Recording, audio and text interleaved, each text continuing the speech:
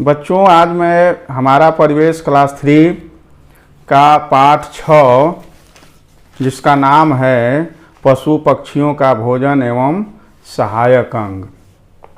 मेरे प्यारे बच्चों, हमारे अगल बगल में बहुत सारे पशु पक्षी पाए जाते हैं। वे क्या खाना खाते हैं, कैसे खाते हैं और उनके खाना खाने चलने फिरने में कौन से अंग उनके सहायता करते हैं, इसके बारे में हम लोग आज जानेंगे।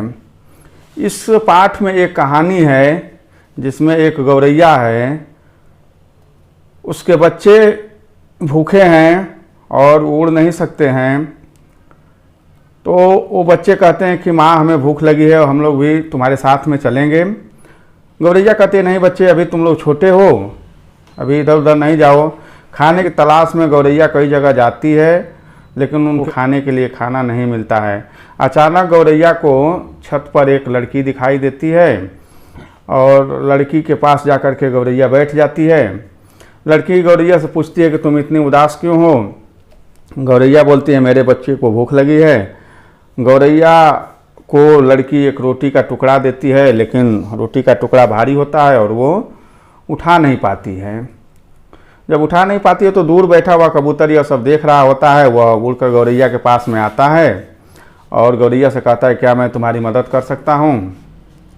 तो गौरैया कहती है कि ठीक है, आप इसे मेरे घोंसले तक पहुँचा दीजिए।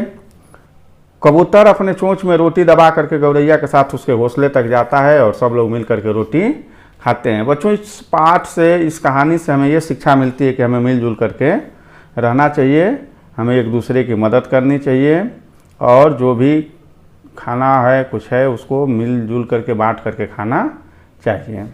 मेरे प्यारे बच्चों, हम अपना भोजन अपने हाथ से करते हैं। हमारे पास में हाथ है और हाथ से भोजन पकड़ करके मुंह में डालते हैं, लेकिन पशु और पक्षियों के साथ में ऐसा नहीं होता है। बंदर प्रकार के अगर जीवों को छोड़ दिया जाए तो सबके पैर होते हैं, हाथ नहीं होते हैं। पक्षी भी पंजे से एवं चोंच की सहायता से अपना भोजन पकड़कर खाते हैं। पक्षियों के पंजे और चोंच की बनावट उनके खाने पीने के अनुरूप होती है। जैसे पक्षी होते हैं उस तरह के उनके चोंच होते हैं और उस तरह से उनके पंजे होते हैं। पक्षियों की चोंच एवं पंजे की बनावट फल, सब्जियों, अनाज के दाने उठाने, छिलने, कुतरने, नोचने एवं पकड़ने में उनकी मदद करती है। गौरैया जो होती है वो हमारे अगल बगल में रहती है।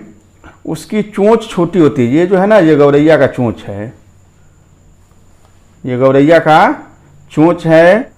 इससे गौरैया को दाने को छीलने और पकड़ने में, फोड़ने में मदद मिलती। शक्करखोरा एक प्रकार की चिड़िया होती है जिसकी चोंच पतली होती है। ये देख रहे हैं ना बच्चों, ये जो चोंच है इसकी, ये चोंच पतली है और घुमावदार होती है, थोड़ा घुमी हुई है। यहाँ से ये लेकर के यहाँ से घुमी हुई है, तो ये घुमावदार होती है। इसके घुमावदार होने के कारण इसको फल का रस चूसने में सहायता मिलती है। देख रहे हैं ना बच्चों, ये फूल है और ये फूल के डाली पर बैठ करके, जो डाली है जिसमें फूल लगे हैं उस पर बैठ करके और ये फूल का रस चूस रही है।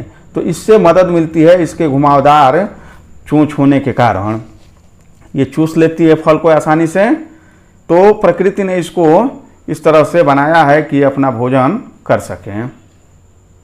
बाज एवं चील की चोंच छोटी होती है और आगे से मुड़ी हुई होती है। देख रहे हैं ना, ये बाज की जो चोंच है वो छोटी सी चोंच है। पक्षी इतना बड़ा है और चोंच इसकी इतनी छोटी है और आगे से मुड़ी हुई है। कहाँ से मुड़ी हुई है? आगे से थोड़ा मुड़ी हुई है, जिससे ये भोजन को आसानी से पकड़ लेती है। ये चीरने में, ये इससे ना वो भोजन अपना चीर लेती है। पंजे उसके बहुत नुकीले होते हैं। ये पंजे देख रहे हैं ना, ये इसको पंजा कहते हैं। ये पंजे जो होते हैं बच्चे ना, इसके पंजे बहुत नुकीले होते हैं। एक बार अगर इसने अपना शिकार पकड़ लिया तो ये इसको छोड़ती नहीं है, लेकर के आसमान में उड़ जाती है। मेरे प्यारे बच्चों, पानी के आसपास रहने वाले पक्षियों की चोंच इस प्रकार की बनी होती है कि वे कीचड़ एवं पानी में रहने वाले कीड़ों को और अन्य जीवों को आसानी से अपने आहार के रूप में पकड़ सके। जैसे बगुला होता है, बगुला की चोंच जो होती है ना, ये लंबी चोंच होती है। इसकी चोंच लंबी है। आपने देखा कि बाज जो था उसका चोंच छोटा था, लेकिन इसका चोंच कैसा है, ये बड़ी चोंच है। इस बड़ी चोंच से क्या करता है कि ये पानी में डालता है और मछली को एकदम पकड़ लेता है, अपने चोंच के बीच में मछली को पकड़ लेता है। इसके जो पैर हैं ये लंबे लंबे पैर होते हैं, जिससे कि ये जो खरपतवार वाले जैसा जगह है वहाँ पर भी ये थोड़ा ऊपर रह सकें। पक्षियों की तरह पशुओं के भोजन में भी भिन्नता होती है। कुछ पशु केवल घास, हरे पेड़ पौधे की पत्तियाँ खाते हैं और ये ऐसे जीव शाकाहारी जीव कहलाते हैं। कुछ पशु मांस खाते हैं, केवल मांस खाते हैं, जिससे शेर है, बाघ है, भेड़िया है, तो ऐसे जीव मांसाहारी जीव कहलाते हैं। और कुछ जीव ऐसे होते हैं जो दोनों पौधों की पत्तियां, घास और मांस भी खाते हैं, उनको सर्वाहारी जीव कहते हैं। तो शाकाहारी, मांसाहारी और सर्वाहारी 3 तरह के जीव होते हैं। तो मनुष्य की तरह भोजन करने में इन पशुओं के दांत की भी बहुत बड़ी भूमिका होती है। जैसे हम अपने दांत से चबा चबा करके खाते हैं ना, उसी तरह से ये पशु भी अपना भोजन चबा चबा करके खाते हैं। भोजन को चबाने में, काटने में और पकड़ने में दांत की सहायता ली जाती है। जानवरों के दांत की बनावट उनके खाने पीने में मदद करती है। खाना चबाकर खाने के लिए पीछे के दांत अधिक मजबूत होते हैं। जैसे ये गाय का फोटो है, ये गाय है मेरे प्यारे बच्चों। ये गाय का दांत का बनावट ऐसा होता है ना कि आगे घास को काट सके, और घास को काट करके ये अपने पेट में इकट्ठा करते जाती है और फिर बाद में, खाने के बाद जब वो सोने के लिए जाती है तो रात के समय में ये जुगाली करती है, जिसको हम लोग अपने भाषा में पगुरी कहते हैं। वहीं पर शेर जो होता है ना, ये मांसाहारी जीव होता है। यह केवल मांस खाता है, इसलिए इसके दांत नुकीले होते हैं। देख रहे हैं ना मेरे प्यारे बच्चे, ये नुकीला दांत है। इससे वो शिकार को फाड़ देता है। एक बार पकड़ लिया ना तो इस दांत की सहायता से वो फाड़ देता है, और फाड़ करके और आसानी से अपना भोजन करता है। ये दांत देख रहे हैं ना, नुकीले दांत हैं। इन्हीं दांतों में फंसा करके और शिकार को फाड़ देता है। तो कुछ ऐसे जीव होते हैं जिनके दांत हमेशा बढ़ते रहते हैं। वो हमेशा कुछ न कुछ कुतरते रहेगी। जैसे चूहा है, चूहा कुछ न कुछ खाते रहता है। हम लोग गुस्सा होते हैं कि यार चूहा है ना, हर जगह काट देता है, कहीं भी खोद देता है, लेकिन ऐसा नहीं। उस बेचारे की भी मजबूरी है, उसके दांत बढ़ते रहते हैं, इसलिए उसको कहीं ना कहीं काटने की मजबूरी होती है। नहीं काटेगा तो उसके जीवन पर भी संकट आ जाएगा और वो मर जाएगा। इसी तरह से गिलहरी होती है। ये देख रहे हैं ना प्यारे बच्चों, ये गिलहरी है।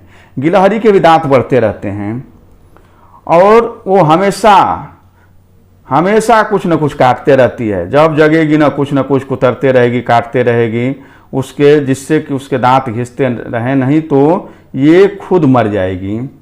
तो उन्हें देखा मेरे प्यारे बच्चों कि पशु पक्षी के जो सहायक अंग होते हैं, चोंच है, दांत है, पंजा है, ये कैसे काम करते हैं और किस काम आते हैं, इसके बारे में आप लोगों ने जानकारी प्राप्त की। आशा है आप लोग इस पाठ को समझ गए होंगे।